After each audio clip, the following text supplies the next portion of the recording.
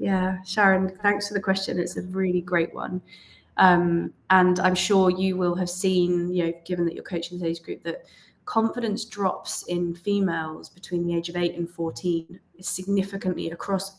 And there's been studies with over 1 million participants across cultures. And it's a really robust finding that in females in particular, confidence really drops in those ages, and sometimes by as much as 30%, and then stays at that lower level relative to their male counterparts through adult life, also feeding then into self-esteem.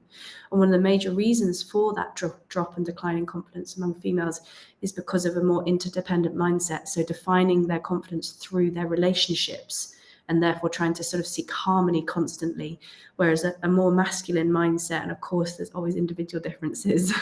I appreciate I might be on fine ice for some people, but I'm happy to skate. Oh, no. We know there's a difference. Yeah. And so for the male mind is a more independent mindset, so defining confidence more through their achievements and then being, having more motivation to pursue that. So it's that interdependent mindset in particular in the female that contributes to that drop in confidence. In terms of recommendations, I am a huge believer in putting more neuroscience in place for young people, helping them understand how their brain works, helping them understand why we have doubts, and that they're healthy and normal and nothing to be scared about. There's a couple of, trying to think any specific videos. I'm trying not to say I've got a course because I have, but I'm really happy to share. You can say it. You can say it. You have courses. Basically, I have a real desire to try and make sports psychology more accessible for younger athletes. So with a couple of colleagues, I've created an online course whereby athletes from anywhere in the world can access all the different mental skills modules. And one of them is confidence, going through all the different practical strategies. But the one book that really comes to mind, actually, I don't know if you've ever read it or heard of it, but there's one called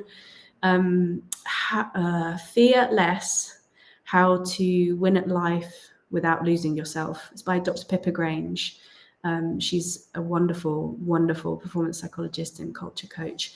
And in that, she talks all around the sort of fear of not being good enough, as well as in the moment performance anxiety fear. So it's a really nice holistic look at the fear that can sometimes undermine confidence. I think that book is really worth having a look at. I also think it's not within sport, but you may have come across Brené Brown. Again, a really inspiring speaker and psychologist. I think she's actually more a sort of social researcher. And she's got a book called The Gifts of Imperfection, which I think might also offer something for you, Sharon. So